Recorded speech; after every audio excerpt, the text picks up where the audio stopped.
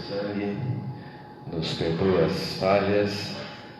Estamos aqui para interagir com o Teu Espírito, Senhor, para que Ele tenha liberdade no nosso meio, Ele possa fluir, possa nos alcançar e possa nos mostrar os desígnios do Seu coração, Senhor. Senhor, abençoa essa palavra, abençoa a Tua igreja. Estamos aqui buscando, Senhor, orientação diante de Ti. Então, nesse momento, Senhor, pedimos a Tua guarda sobre este lugar, Senhor. Que esteja realmente cheio da Tua glória, da Tua graça e do Teu poder. Em nome de Jesus. Amém. Amém, irmãos.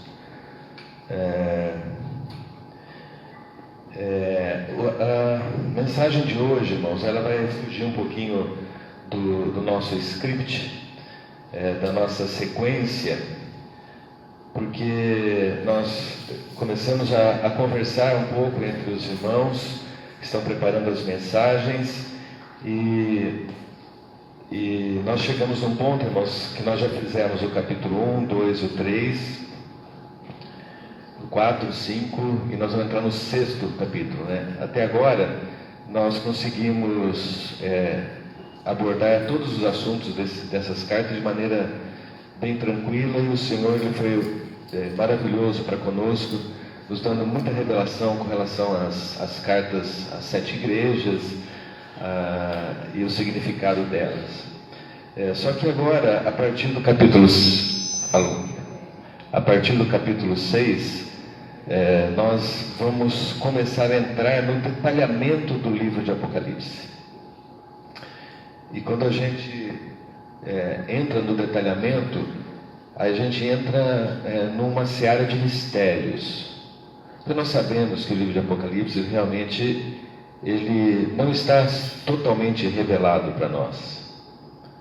Ao longo de todos os séculos, os estudiosos têm sido debruçados sobre esse livro para entender os acontecimentos ali descritos e fazer as suas interpretações. Ao longo de todos esses séculos, irmãos, muitas maneiras de interpretar foram levantadas, foram defendidas, e muitas pessoas assumiram para si aquelas linhas doutrinárias, e muitas delas construíram as suas linhas doutrinárias baseadas em algumas definições que acharam verdadeiras no livro de Apocalipse. Então, quando nós começamos a conversar a respeito das linhas doutrinárias do livro de Apocalipse, nós percebemos, irmãos, que entre nós, do nosso pequeno grupo, nós temos divergências. Olha só, nós não somos unânimes nas interpretações dos acontecimentos do livro de Apocalipse. Então nós falamos, espera um pouquinho, então nós precisamos dar uma parada, irmãos.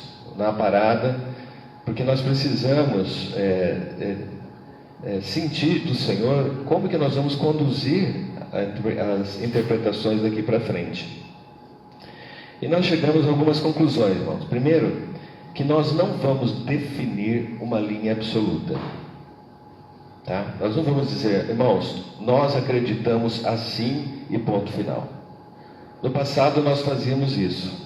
Nós tínhamos uma linha doutrinária definida e nós seguimos aquela linha doutrinária, e porque nós seguimos de uma maneira até pura, né, nós não atentávamos para as outras linhas doutrinárias, então nós não demos nem chance de nós entendermos quais são as outras linhas e qual o pensamento das outras linhas doutrinárias.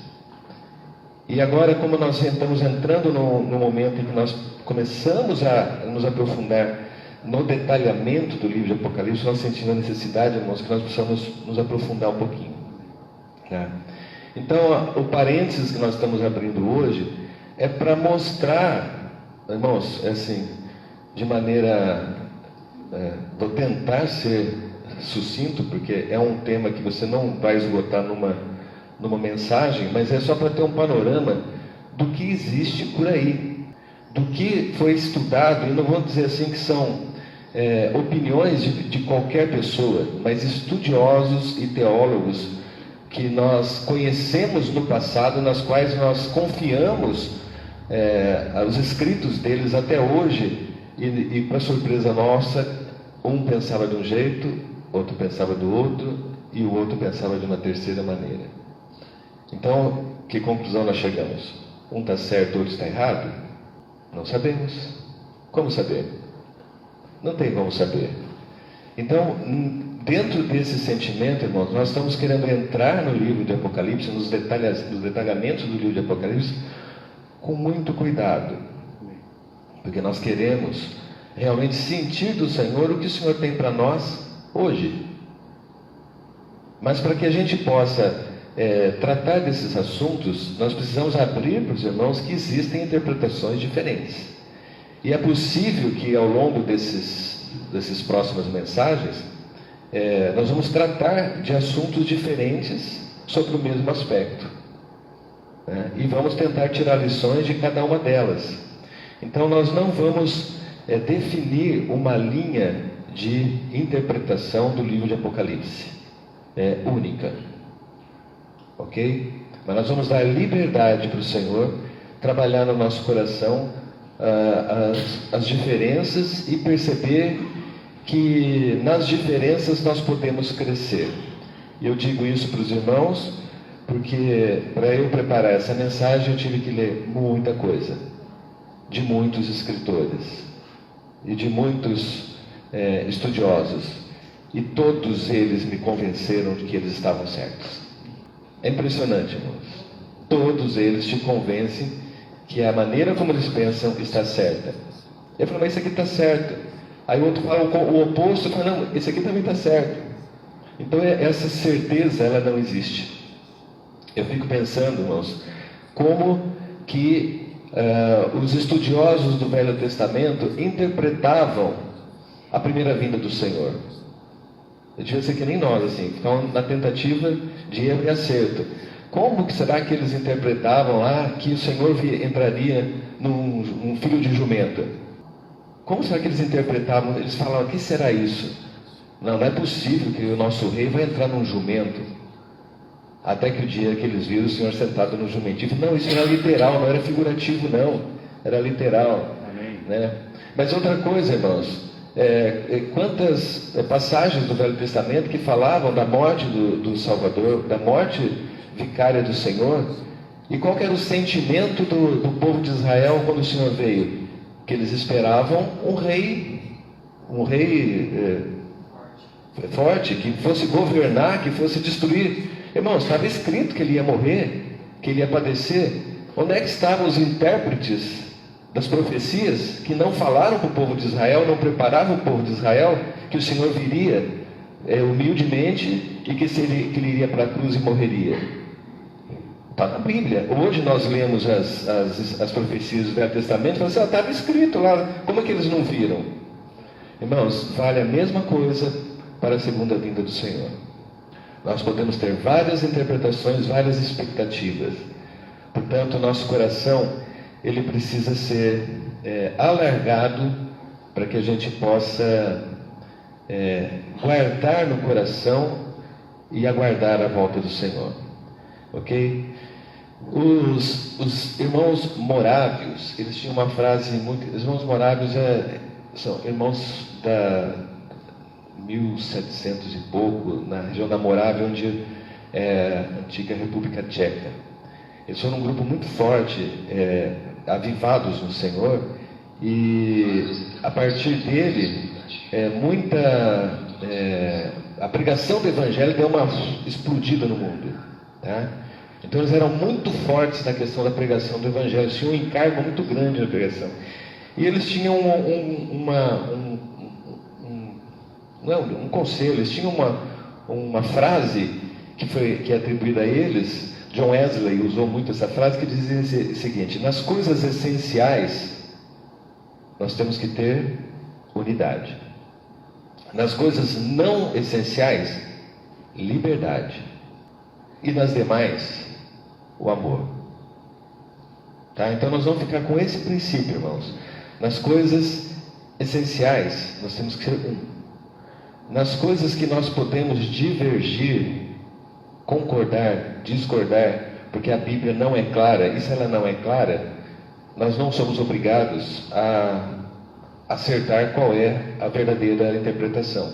Então, nas coisas que elas são duvidosas, nós precisamos dar liberdade para um pensar de um jeito, outro pensar de outro. Os irmãos se lembram quando o próprio Paulo falava a respeito daqueles que pensavam diferente, né? Uns guardam datas, né? Outros comem carne ou não comem legumes e não comem carnes. Né? Ele fala assim, nós temos que considerar, ele usa a expressão de, nós temos que aceitar os mais fracos. Débil na fé, então. Ele fala que nós temos que aceitar, mas você vê, ele usa exatamente a expressão. Ele diz que o cara que não come carne é débil na fé. Então ele tem a opinião dele. Ele acha que não, deixar de comer carne, isso daí é infantilidade. Mas ele fala assim, eu tenho que aceitar esse que não come carne. Então, da mesma maneira, irmãos, aqueles que pensam de um jeito, aqueles que pensam de outro, mas nós vamos ver que as coisas essenciais, elas nos ligam. E elas nos levam para algo em comum. Então nós precisamos estar focados nessas questões e com o coração bastante aberto. Nós não queremos, em hipótese alguma, levantar qualquer tipo de bandeira para defender uma posição ou outra, tá? Mas eu também preciso dizer, irmãos, que obviamente cada irmão que for compartilhar aqui na frente, cada irmão tem uma percepção própria. Então, é claro que alguma coisa do que você crê que está falando aqui na frente, ela vai ser transparecido naquilo que fala.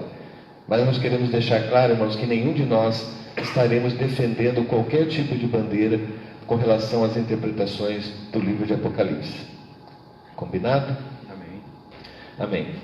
Bom, irmãos, então eu vou dar uma passada rápida, né, só para os irmãos entenderem o grau de dificuldade que nós temos e a diversidade de interpretações que nós temos com relação ao estudo do livro de Apocalipse. Nós temos, por exemplo, irmãos, os amilenistas. Tá? Os amilenistas, é uma negação, milênio, está negando que o milênio, ele está negando que o milênio vai acontecer de maneira literal. Para eles, e eles provam para vocês de A mais B, que o milênio não é um momento, 1000 anos, de maneira literal. Então, de um modo geral, irmãos, assim, as questões de diferenças, elas estão ligadas normalmente à literalidade dos fatos ou à cronologia dos fatos. Tá? Então, para algumas figuras no Apocalipse, elas são literais, alguns acontecimentos são literais. Para outros, esses acontecimentos são simbólicos, são figurativos. Para uns, alguns acontecimentos que são descritos no Apocalipse acontecem neste momento. Para outros, eles creem nesse acontecimento, só que ele acontece aqui. E todos eles vão provar para você, por A mais B, que pode ser aqui ou pode ser aqui. Tá? Então, de um modo geral, essa questão das interpretações. Então, os amilenistas, eles já tocam nessa questão da literalidade das profecias. Eles não aceitam a literalidade das profecias. Não é que eles são contra, eles dizem que essas coisas já aconteceram. Tá? E irmãos, eles têm argumentos bastante fortes para compreender dessa maneira. Por exemplo, para eles, o anticristo, que está descrito no livro de Apocalipse, foi César Nero. E para quem viveu aquela época, se encaixava direitinho, irmãos. E assim, de uma maneira que eles também mostram historicamente, o reinado de César Nero durou 42 semanas, que é o mesmo descrito que é o reinado do anticristo no Apocalipse. Então, para eles, o anticristo já veio, já aconteceu. Então, essas questões do Apocalipse, elas já aconteceram. E o milênio, ele já está acontecendo ou já aconteceu. Então, irmãos, nós precisamos ter um coração aberto para entender o coração desses irmãos, a interpretação desses irmãos, né, que eles entendem que isso é figurado. Irmãos, eu vou dizer para vocês agora o nome de alguns amilenistas que nós já ouvimos falar. Tem vários, tá? Mas eu só salvei alguns que já são conhecidos do nosso ouvido. Santo Agostinho, ele pensava dessa maneira e pregava dessa maneira. Martinho Lutero, ele era amilenista. E essa semana eu descobri, de maneira surpresa, que o pastor Hernandes Dias Lopes é amilenista. Não é interessante, irmãos? Olha, irmãos, a gente fala do Hernandes porque ele está muito próximo de nós. Ele é um irmão que está atuante, reconhecido, profundo conhecedor da palavra, teólogo, mas ele defende com todas as forças o amilenismo, né? Que o milênio já aconteceu. A interpretação do Apocalipse, ele entende que ele descreve todas as eras, né? Cada seção do livro de Apocalipse, ela descreve o período do Senhor até a primeira vinda, até a segunda vinda, e as sessões, elas são repetitivas. Cada sessão do livro de Apocalipse, para eles, ela é repetitiva, então começa a contar a história de novo, sobre um novo aspecto. Aí as 7 selos, depois as 7 trombetas, depois são histórias repetitivas, porque todas elas, você vai ver lá na Bíblia, no Apocalipse, elas todas essas sessões terminam mostrando a vinda do Senhor.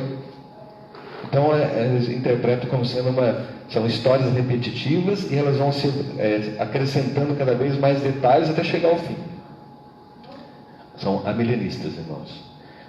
Bom, então, dentro dos amilenistas, só vou citar, irmão, tem os preteristas e os preteristas parciais. Né? Os preteristas, os amilenistas não creem que o milênio já aconteceu. Os preteristas entendem, pretérito significa passado, entendem que todas as coisas já aconteceram, todas elas. Então esses que mostram aí que as datas que aconteceram, cada figura cada tragédia, cada acontecimento de Apocalipse, eles marcam a data, foi isso, significa isso, tá? Tem os preteristas parciais que entendem que quase tudo já passou, faltam algumas coisas, como a volta do Senhor, tá? Então são detalhes, são variações. Tem outros, irmãos, que são os pós-milenistas, né?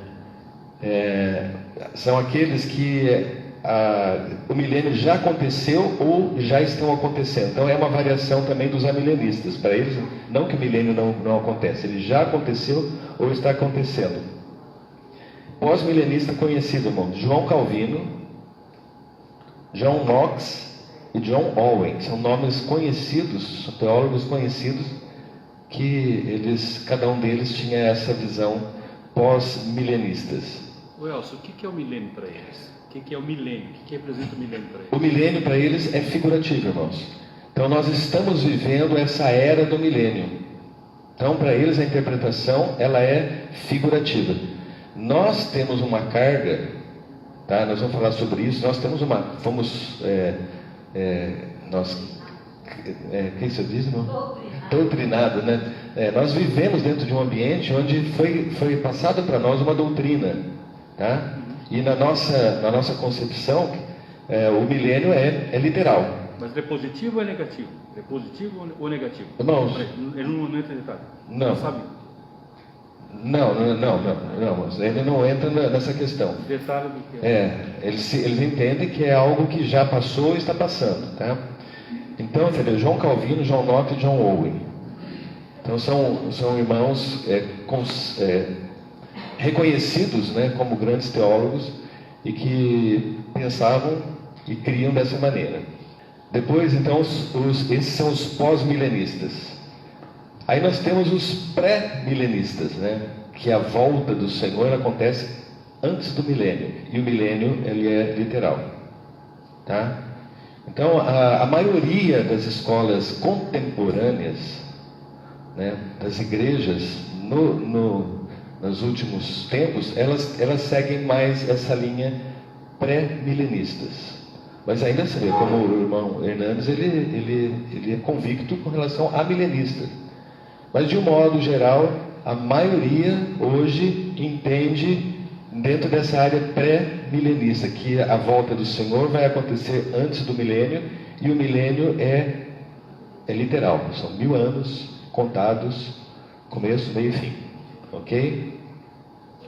Bom, dentro da escola pré-milenista, então eu já vou falando, irmãos, nós não vamos levantar nenhuma bandeira com relação ao que nós somos, mesmo que nós somos doutrinados de uma certa maneira, nós vamos levantar e vamos falar, irmãos, existe isso, isso e aquilo, tá? Mas, de um modo geral, nós podemos dizer que a nossa concepção é pré-milenista. Tanto é que quando eu fiz aqui esse quadro, eu coloquei numa certa sequência a primeira vinda do Senhor, a morte do Senhor, a era atual, os 7 anos, que é a 70ª semana de Daniel, aí o milênio, depois o reino eterno. Então nós colocamos cronologicamente um alinhado após o outro, porque é um conceito que de um modo geral todos nós aqui podemos afirmar que aceitamos. Então, se está certo, se não está certo, irmãos, não é essa a questão, tá? Mas nós precisamos adotar algumas coisas básicas para a gente poder trabalhar, e depois a gente fica nos detalhes como diferença, tá? Então, de um modo geral, nós podemos dizer que nós somos pré-milenistas. A volta do Senhor vai acontecer antes do milênio, ok? Tá. Dentro dos pré-milenistas existem variações, tá? Então nós vamos ver algumas variações dentro dos pré-milenistas. Então, irmãos, pré-milenistas, a vinda do Senhor antes do milênio, tá? Dentro dos pré-milenistas tem os pré-tribulacionistas. Agora nós vamos falar sobre as tribulações, a grande tribulação. Então são praticamente 3 escolas: a pré-tribulacionista, a pós-tribulacionista e a mesotribulacionista. O que significa isso, irmãos? Há uma escola que fala que a igreja vai ser arrebatada antes dos 7 anos, porque entende que os 7 anos está relacionado à restauração de Israel. Então, a igreja sai, Israel entra. Os pós-tribulacionistas acreditam que o arrebatamento da igreja vai acontecer após a grande tribulação. Eles entendem que o arrebatamento e a vinda do Senhor, elas acontecem juntas. E tem versículo para mostrar isso, né? Esses aqui acreditam que o arrebatamento acontece antes, e nós encontramos com o Senhor nos ares, mas o Senhor não aparece visivelmente para toda a humanidade. Os mesotribulacionistas, ou seja, os pós-tribulacionistas, eles acreditam então que a igreja ela vai passar pela grande tribulação, como todo mundo, e o Senhor vai cuidar da sua igreja. Os pré-tribulacionistas entendem que a igreja não vai passar pela tribulação, nem pelos primeiros 3 anos e meio, que vai ser de aparente paz. Os mesotribulacionistas creem que o arrebatamento acontece aqui antes da grande tribulação. Acontece aqui, quando a coisa vai começar a ferver, a igreja é arrebatada, tá? Irmãos, assim, no meio dessas conversas todas, aí eu ouvindo a pessoa que defende o pós-tribulacionista, assim, eu prefiro defender que vocês aprendam que o arrebatamento é a pós-tribulação, porque vocês vão estar preparados para ela.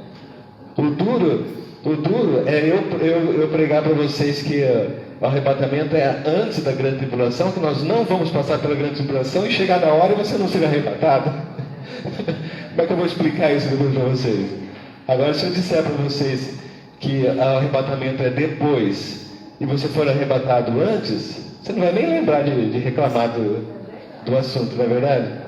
Então, nós realmente, irmão, nós precisamos ter isso tudo nós precisamos falar depois no final, qual que deve ser o nosso coração com relação a tudo isso, tá?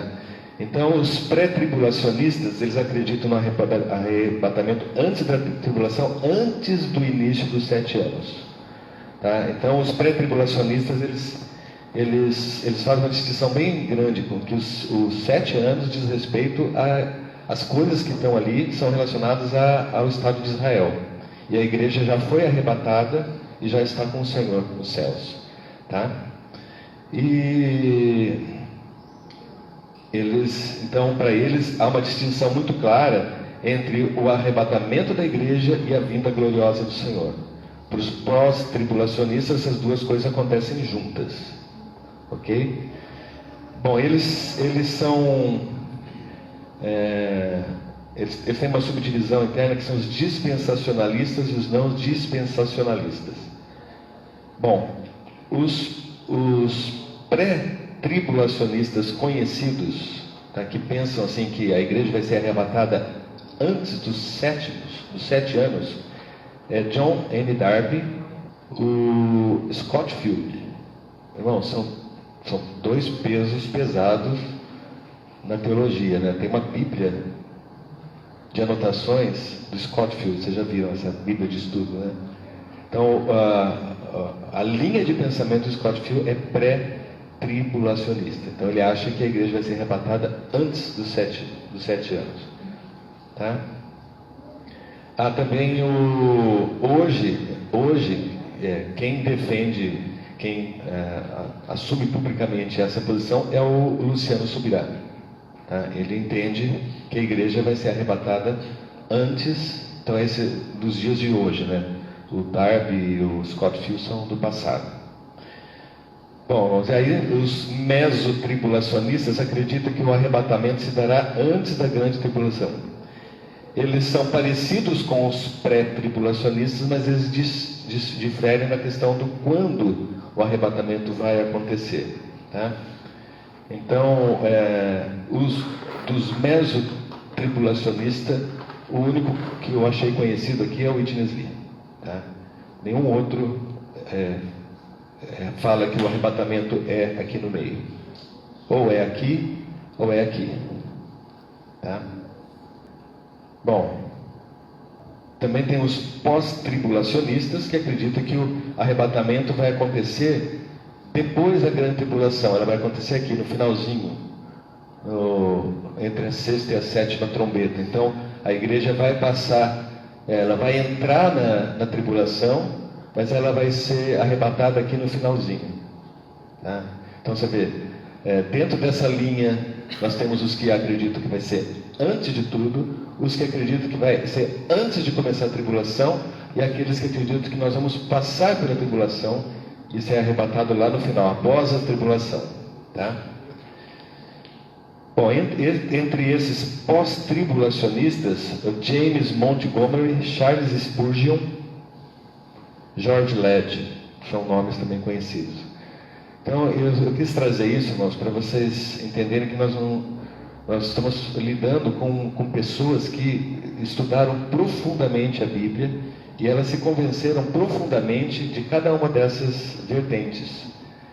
Então, nós temos que entender que o livro de Apocalipse, de fato, é um livro de difícil compreensão, no sentido de uma interpretação clara, uma interpretação absoluta e definitiva.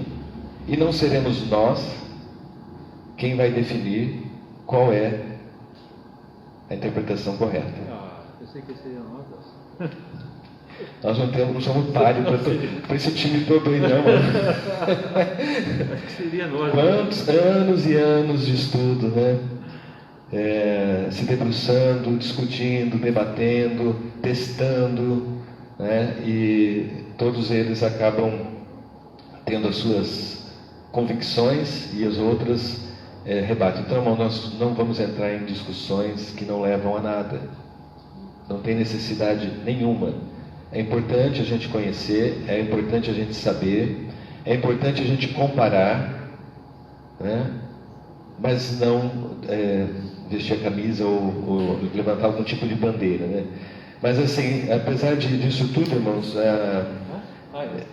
todos eles pregam a vinda gloriosa no final da grande tribulação, né?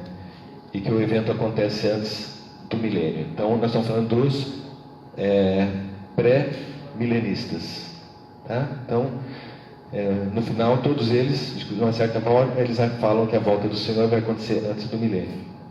E aí ele vem para fechar a conta, tá? Bom, então, irmãos, algumas coisas que a gente precisa considerar, tá? Lá a frase dos morávios, né, das coisas essenciais, como é que eles falam? Unidade. As coisas essenciais, unidade. Então, o que nós podemos considerar como essencial nas coisas relacionadas ao livro de Apocalipse, irmão? Uma coisa que nós, de certa forma, todos podemos concordar. A primeira delas, irmão, é que o livro de Apocalipse trata da volta do Senhor. O livro começa dizendo, revelação de Jesus Cristo. Essa revelação ela é a mais ampla possível. Ela mostrando quem o Senhor Jesus é o Senhor Jesus mostrando o que Ele é, e ela é também a revelação de Jesus Cristo no último tempo, nos últimos tempos, quer dizer, a volta, a aparição. Quando a Bíblia fala a respeito da volta do Senhor, usa a palavra o Apocalipse do Senhor, a revelação, onde Ele é mostrado para toda a terra que Ele há de vir. Então, essa é uma questão, irmãos, que está clara para nós. De alguma maneira ou de outra, o Senhor vem. Tá? Então, são coisas essenciais. Outra coisa essencial no livro de Apocalipse diz respeito à ressurreição dos mortos. Então, nenhum grupo tem dúvida com relação a isso. Que o Senhor ressuscitará os mortos, julgará, e aí o que vai acontecer depois o julgamento do Senhor. Então, esse aspecto da ressurreição dos mortos também é uma coisa que nós não só não discutimos, como não abrimos mão, tá? Então, são coisas essenciais, temos que ter unidade. Outra coisa que diz respeito à unidade, irmãos, é o juízo de Deus, tá? Que o Apocalipse ele vem, então, para fechar a conta, e o Senhor vai exercer o seu juízo. Isso também está bem claro, está bem patente, e todos entendem que realmente o Senhor vem para fechar a conta, para introduzir o reino eterno. E aí, o quarto ponto que nós não abrimos mão é o reino eterno, é o governo eterno, é a eternidade futura. Então, nesses pontos, irmãos, quanto à volta do Senhor, a ressurreição dos mortos, o juízo do Senhor e o reino eterno, irmãos, é a essência do livro de Apocalipse. Se nós ficarmos com essas quatro coisas convictas e absorvidas, está muito bom, tá? Bom, eu queria passar rapidinho, irmãos, numa fala do Senhor, que fala um pouco a respeito do Apocalipse, porque se nós estamos estudando Apocalipse, vamos ver o que o Senhor Jesus falou sobre isso, né? Então, Mateus 24, eu vou tentar ser rápido, irmão. Ele explica aqui, mostrando lá os discípulos falando a respeito, admirado das construções do templo, né? A beleza, a suntuosidade. O Senhor falou, isso não ficará pedra sobre pedra até que seja derribada. Então, aí depois a parte no Monte das Oliveiras, os discípulos chegaram em particular e perguntaram, Senhor, quando acontecerão essas coisas e que sinal haverá da tua vinda e da consumação dos séculos? Aí eles ficaram interessados em saber o que é que vai acontecer, quando vai acontecer e os sinais. Então o Senhor ele vai explicar. Vede que ninguém vos engane, Porque virão muitos em meu nome, dirão eu sou o Cristo, e enganarão a muitos, e certamente ouvireis falar de guerras, rumores de guerras. Vede, não os assusteis, porque é necessário assim acontecer, mas ainda não é o fim. Quando levantar nação contra nação, reino contra reino, haverá fomes, terremotos em vários lugares. Porém, tudo isso é o princípio das dores. Não é? Então, sereis atribulados, vos matarão, sereis odiados de todas as nações por causa do meu nome. Nesse tempo muitos vão de escandalizar, trair e odiar uns aos outros. Levantar-se-ão muitos falsos profetas e enganarão a muitos. E por se multiplicar a iniquidade, o amor se esfriará de quase todos. Aquele, porém, que preservar até o fim será salvo. E será pregado esse evangelho do reino para todo mundo, para testemunho a todas as nações, e virá o fim. Então aqui ele fez um resumão de tudo que vai acontecer. E aqui ele fala dos princípios das dores.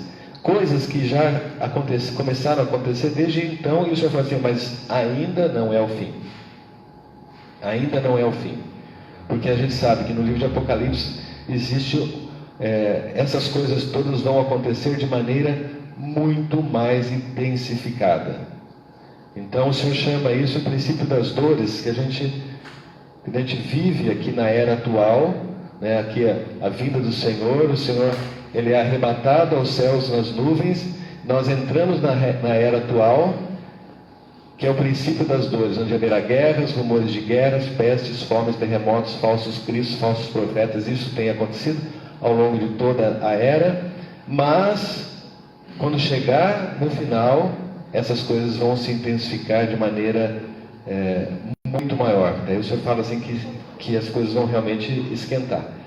Mas aí, irmãos, a gente já começa a olhar o que nós estamos olhando no livro de Apocalipse. A gente vê que o cavaleiro saiu, o cavaleiro branco, o evangelho, a guerra, a fome. Então, a gente pode realmente encaixar essa visão do Apocalipse em coisas que já estão acontecendo. Sabendo que quando as coisas de fato começarem a acontecer, que é aqui que a coisa vai ferver, essas coisas elas vão estar acontecendo aqui também com muito mais intensidade. Tá? Bom, então, eu falei, mas isso ainda não é o fim. Aí o Senhor fala, quando vires o abominável da desolação que falou o profeta Daniel no lugar santo, quem lê entenda. Então o Senhor faz uma referência ao livro de Daniel. Tá? O livro de Daniel é o Apocalipse do Velho Testamento. Ali, para a gente entender Apocalipse, nós temos que entender o livro de Daniel. Não vamos entrar nisso, pode ser alguma hoje, né? Lá fala da questão do anticristo, como ele vai crescer, como é que ele vai surgir, como é que ele vai destruir as outras concorrentes dele ali, os parceiros dele. Então isso tudo está no livro de Apocalipse. Fala sobre as 70 semanas de Daniel, né, que nós estamos fazendo uma referência a ela aqui, que essa aqui refere-se à última semana de Daniel. Nós não vamos entrar nesse assunto hoje. Mas o Senhor Jesus, ele fez referência. Então, no coração do Senhor, ele já estava, acho que na cabeça dele, ele já montou o quadro, né, do livro de Daniel e entendeu. Falou, quando vocês virem o abominável, que profeta, então, os que estiverem na Judéia, fujam para os montes, que estiver no eirado, não desça, quem estiver no campo, não volte. Ai das grávidas que amamentam, orai para que essa fuga não se dê no inverno nem no sábado, porque nesse tempo haverá grande tribulação, como desde o princípio do mundo até agora não tem havido e nem haverá. Então o Senhor claramente está falando de um período de grande tribulação. Tá? Para muitos, essa grande tribulação aconteceu nos anos 70, com Nero, com a destruição de Israel. Então você vê, os estudiosos, eles tinham base o suficiente, quando ele fala assim, muitos virão. Se você lê esse texto que o Senhor falou, e você fosse um discípulo que vivia aquele momento, e os anos seguintes você viu tantas coisas acontecer, fala assim, o que o Senhor falou, cumpriu. Começou a surgir muitos falsos profetas, naquela época, dizendo que era Cristo, na verdade. Então, o Senhor fala assim, ainda vai acontecer quando o vírus abominável, e falando que então haverão, desde o princípio não tem havido. Se não tivesse sido abreviado, ninguém seria salvo, mas por causa dos escolhidos, tais dias serão abreviados. Então é a volta do Senhor aqui, né? portanto, eis que ele está no deserto, não sair, ou ele que está no interior da casa, não acrediteis. Né? Porque assim como o relâmpago sai do oriente e se mostra no ocidente, assim há de ser a vinda do Filho do Homem. Então aí o Senhor fala da vinda dele, e a vinda dele, ele mostra que a vinda dele é como um relâmpago. O relâmpago, ele acontece de repente, você não sabe a hora que ele vai acontecer. Então a vinda do Senhor é assim, você não sabe que momento vai acontecer, mas a hora que acontecer, você vai saber que ela chegou. Então aí você vê muitos que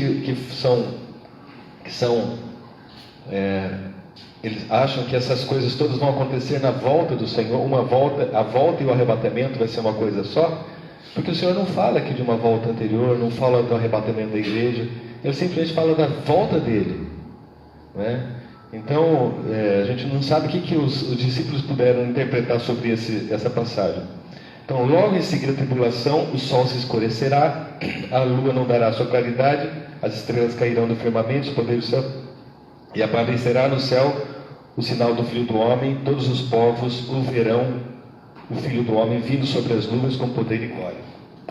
Então está claro que o Senhor está descrevendo a sua própria vinda, né? E enviará os anjos com grande clangor de trombeta, os quais reunirão seus escolhidos, os quatro numa extremidade a outra. Então está mostrando que vai trazer todo mundo, né? E os anjos reunirão sob o clamor de uma grande trombeta. Então aí os que são pós-tribulacionistas dizem que o arrebatamento só vai acontecer depois da última trombeta, e ela acontece aqui. Então, irmãos, entendam como que os pensamentos são construídos, tá? Então, pegando textos e fazendo interpretações, a exegese, né? E eles vão interpretando conforme e comprovando conforme algumas passagens, alguns acontecimentos, algumas traduções literais com relação à própria palavra. Então a gente vê, irmãos, que o Senhor, ele pregou, fez essa referência sobre o Apocalipse. Ele não entrou em detalhe nenhum, né? Não entrou se o arrebatamento é antes, se o arrebatamento é depois. Ele não falou nada disso. Para o Senhor, ele mostrou um quadro geral. Pode ser que isso seja dividido? Pode, irmãos. O Senhor pode ter falado da essência da coisa, né? Como nós falamos ali, a volta do Senhor, ela é um fato. A ressurreição e a nossa união com o Senhor é um fato, né? Não importa muito em que momento ela vai acontecer. No livro de Marcos, ele fala que é necessário que primeiro o Evangelho seja pregado a todas as nações. É o similar será pregado o Evangelho do Reino por toda a terra e a testemunho de todas as nações, então virá o fim. Então aqui fala, é necessário que primeiro o Evangelho seja pregado a todas as nações. Então nós entendemos, né, irmão, que realmente foi aberto um espaço aqui, porque é necessário que o Evangelho seja pregado a todas as nações, então virá o fim. Então a gente vê a igreja sendo introduzida para que realmente a pregação do Evangelho aconteça, né, até que chegue o momento do Senhor voltar, né? E aí, na mesma passagem, em Lucas, o Senhor faz uma referência até que o tempo dos gentios se completem, né? Então a gente vê aqui o tempo dos gentios é o período da igreja. Então, nessas três variações da mensagem profética do Senhor, o Senhor já fala três coisas a mesma coisa de maneira diferente, né? Então a gente precisa realmente ter um coração muito aberto para nós entendermos, pegarmos a essência e tentarmos enxergar o que poderia ser os detalhes de cada coisa. Bom, irmãos, com relação ao livro de Apocalipse, de um modo geral, nós podemos então, isso para nós já está relativamente assentado, que o livro de Apocalipse ele tem a questão do relato das coisas que João viu, das coisas que são e das coisas que vão acontecer.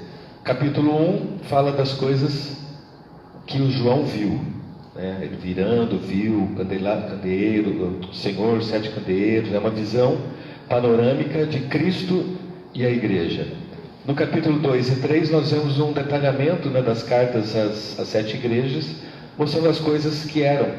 Naquele momento as igrejas eram e estavam assim. Elas representam também a história da igreja, profeticamente, e também tem aplicações práticas para nós. Mas a partir do 4, 5, 6 até o 22, são as coisas que vão acontecer. Então aí alguns entendem que dizem respeito somente às coisas futuras. Outros entendem que diz que essas coisas já começaram a acontecer imediatamente após a ascensão do Senhor. Pode ser que sim. Então, as coisas que hão de acontecer já começaram a acontecer, mas nem todas aconteceram.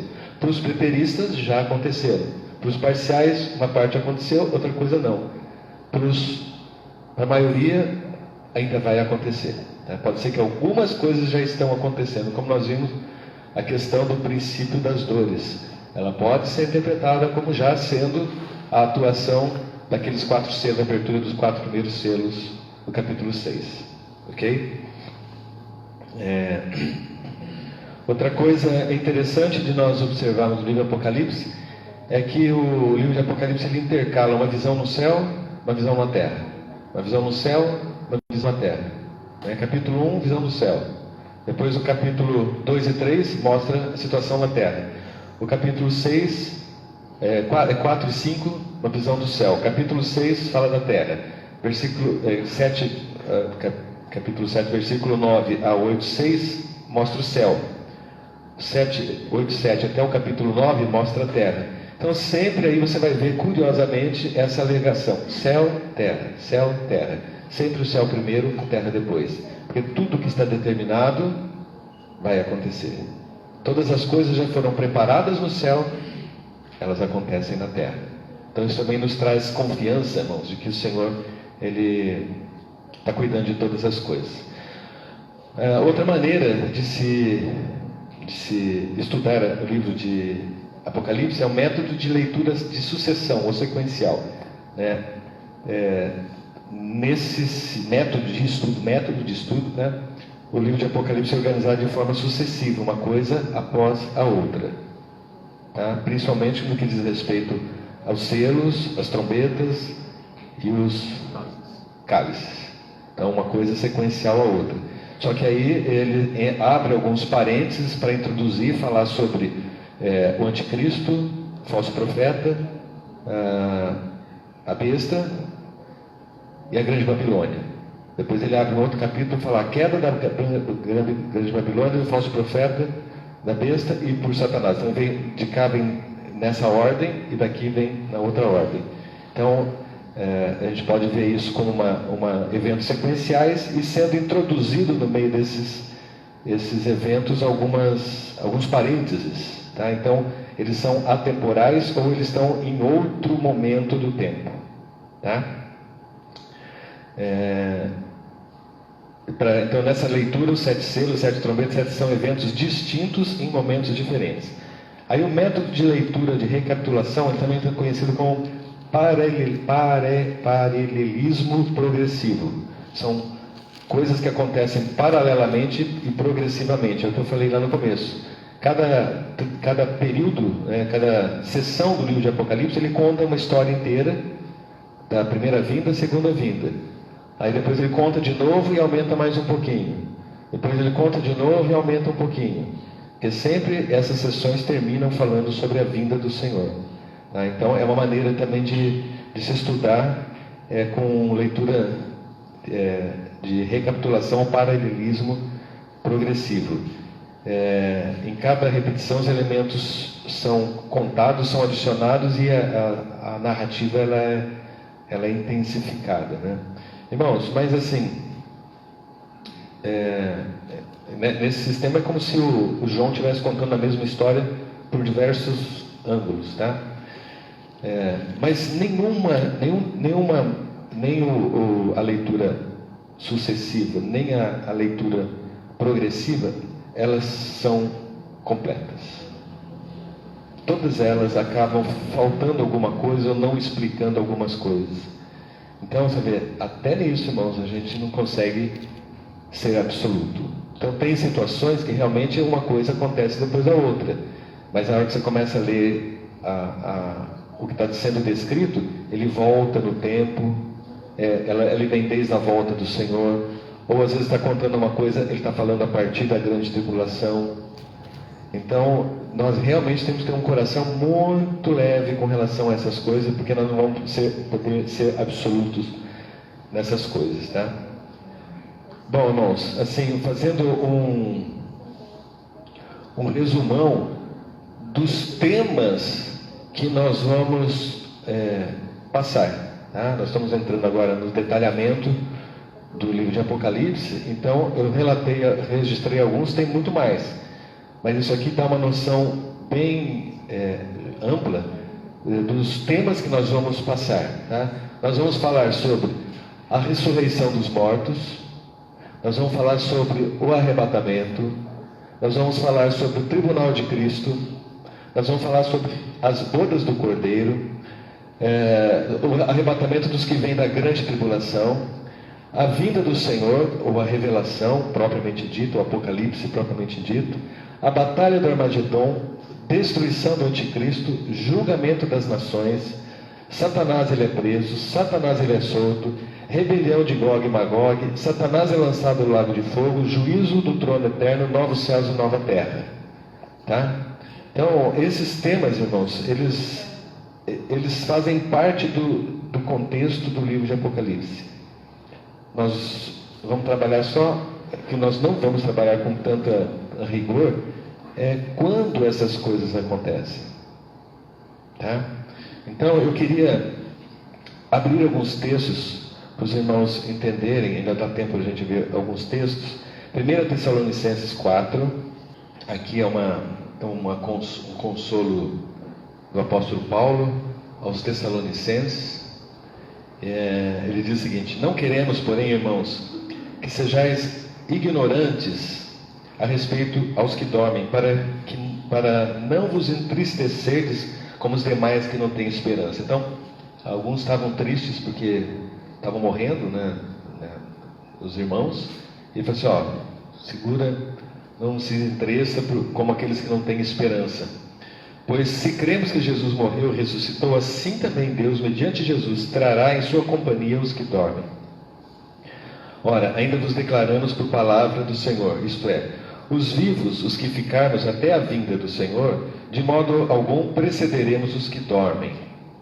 Porquanto o Senhor mesmo, dada a palavra de ordem, ouvida a voz do arcanjo, ressoada a trombeta de Deus, descerá dos céus e os mortos em Cristo ressuscitarão primeiro. Depois nós, os vivos que ficarmos, seremos arrebatados juntamente com eles entre nuvens para o encontro do Senhor nos ares, e assim estaremos para sempre com o Senhor. Consolai-vos, pois, uns aos outros com essa palavra. Então aqui ele está falando claro a respeito da ressurreição, que é um item que nós não abrimos mão, e fala claramente a respeito da volta do Senhor, mas ele não fala quando que isso acontece. Se é antes, se é no meio ou se é depois. Então ele sabe que isso acontece, e que vai acontecer, e que de modo algum precederemos os que dormem. Então está bem claro, o Senhor vai ressuscitar primeiro e depois vai arrebatar, né? Então nós não vamos nos prender em quando será esse arrebatamento, mas no fato de que nós seremos arrebatados e os mortos ressuscitarão primeiro, tá? Eu vou ler um pouquinho mais aqui, irmãos, porque também diz respeito a esse tema. Irmãos, relativamente aos tempos e às épocas, não há necessidade que eu vos escreva, pois vós mesmos estáis esteirados com precisão de que o dia do Senhor veio como um ladrão da noite. A mesma coisa que o trovão, você nunca sabe a hora que o ladrão vem. Então a questão é a questão de estar preparados, né? Quando andarem dizendo paz e segurança, eis que sobrevirá a repentina destruição, como vem as dores de parto a que está para dar à luz, e de nenhum modo escaparão. Mas vós, irmãos, não estáis em trevas, para que esse dia, como ladrão, vos apanhe de surpresa. Porquanto vós todos sois filhos da luz e filhos do dia, e não somente da noite nem das trevas. E não somos da noite nem das trevas. Assim, pois, não durmamos como os demais, pelo contrário, vigiemos e sejamos sóbrios. Ora, os que dormem, dormem de noite, os que se embriagam, de noite que se embriagam. Nós, porém, somos do dia, sejamos sóbrios, revestindo-nos da couraça da fé e do amor, e tomando como capacete a esperança da salvação. Porque Deus não nos destinou para a ira, mas para alcançarmos salvação mediante nosso Senhor Jesus Cristo, que morreu por nós para que, quer vivamos, quer durmamos, vivamos em união com Ele. Então, aqui, irmãos, além de consolar com a ressurreição, ele faz um alerta para que nós estejamos preparados para essa vinda do Senhor. Então, não é simplesmente acontecer crer que vai acontecer, mas estar preparados para que, quando isso acontecer, não sejamos pegos de surpresa. Ou seja, não é somente a surpresa da hora que ele vem, mas a surpresa da maneira como nós estamos.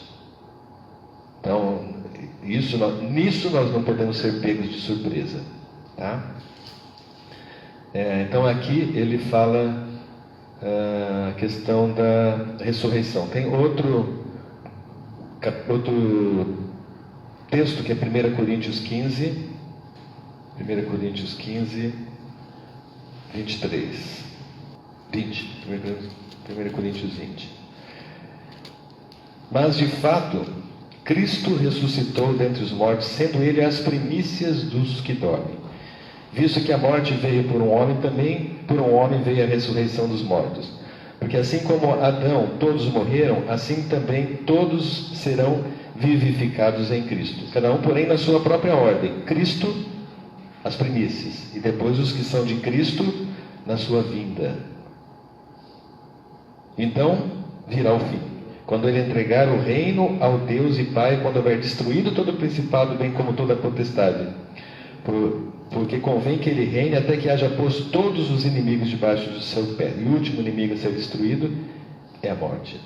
Então aqui nós vemos ele falando sobre as primícias, né?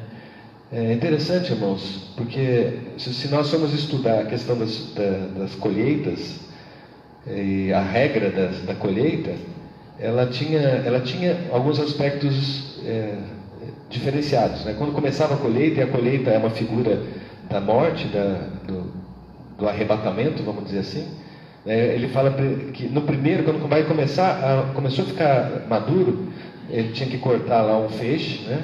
Que eram as primícias da colheita, e essa primícia era apresentada diante do Senhor, né? Para que fosse aceito. Então, a própria Bíblia está nos dizendo que esse feixe inicial, essa primícia da colheita, é o próprio Senhor, né? E curiosamente, irmãos, né? Quando a feixe não é um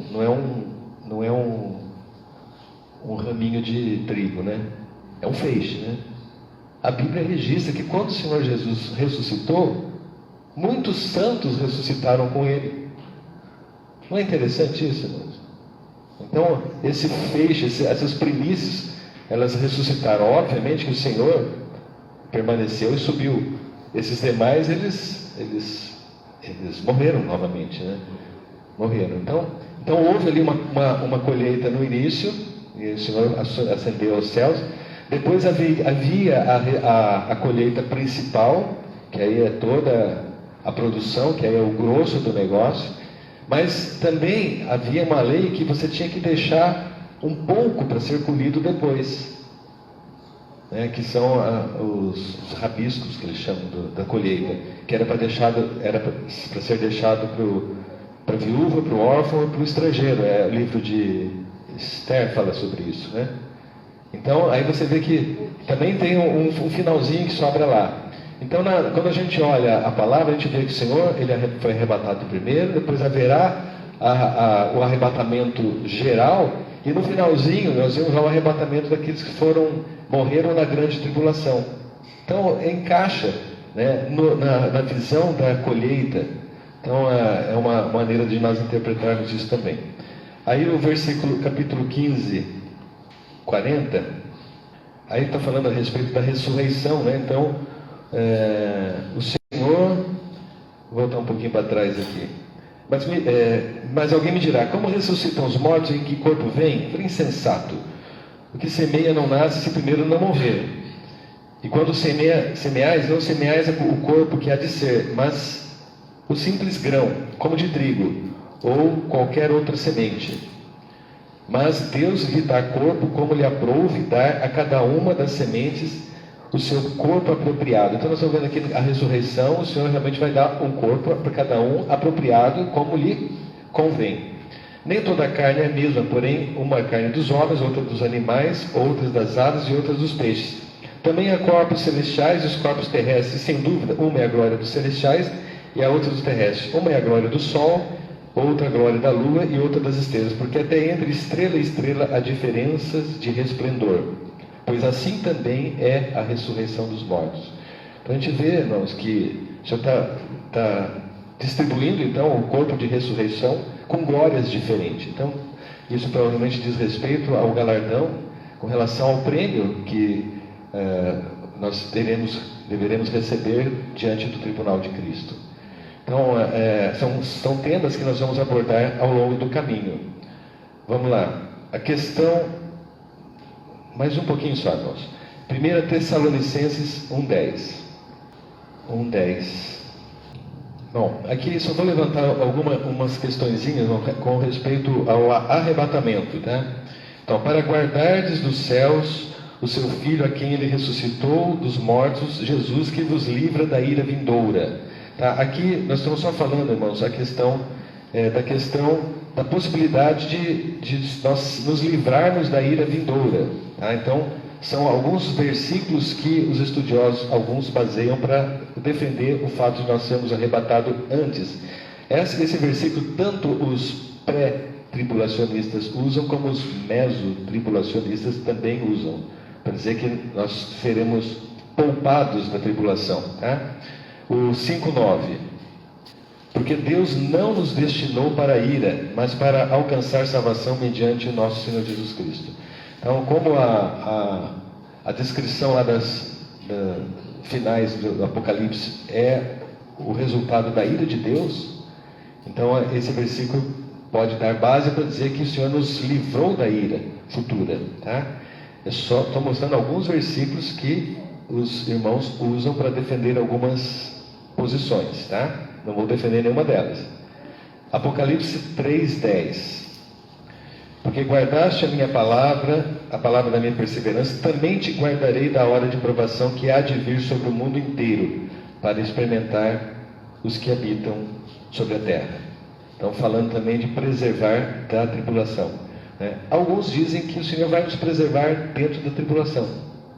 Uma palavra fala que o Senhor vai nos preservar da e não na.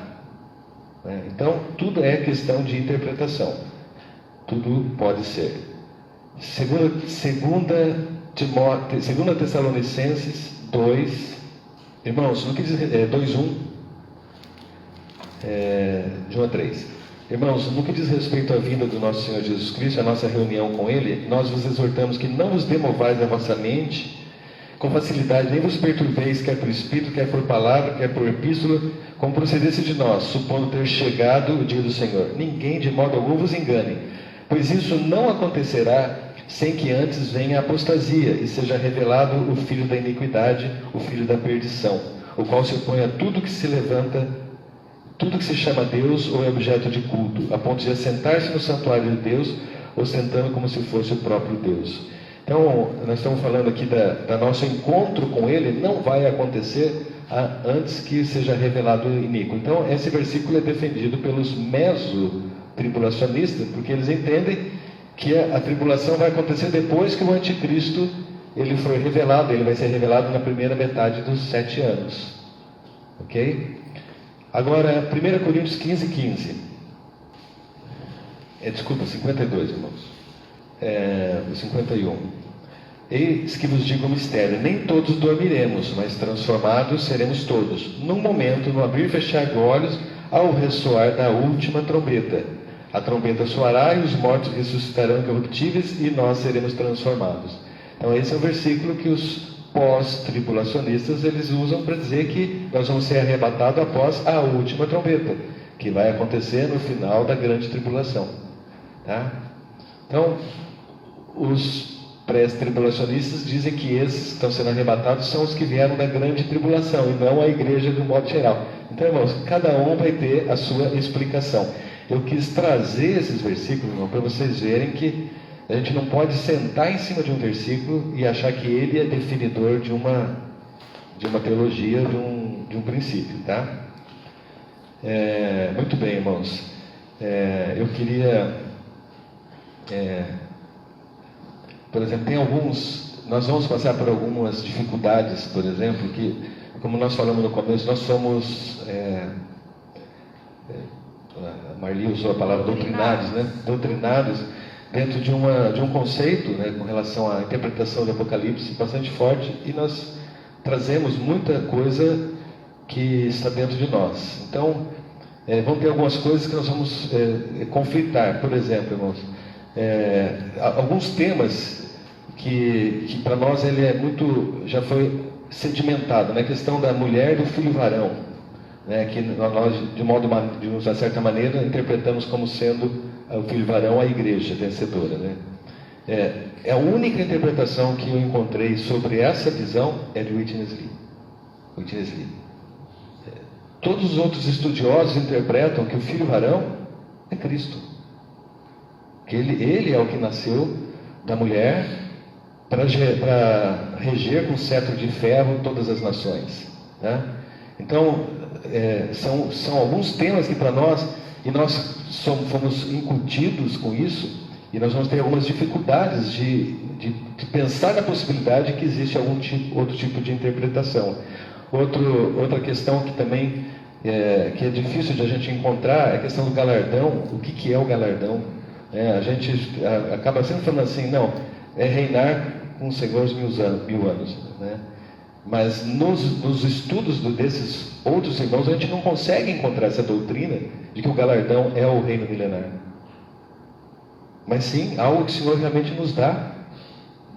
No momento em que nós somos arrebatados diante do Senhor, nós já recebemos o galardão e já passamos a reinar.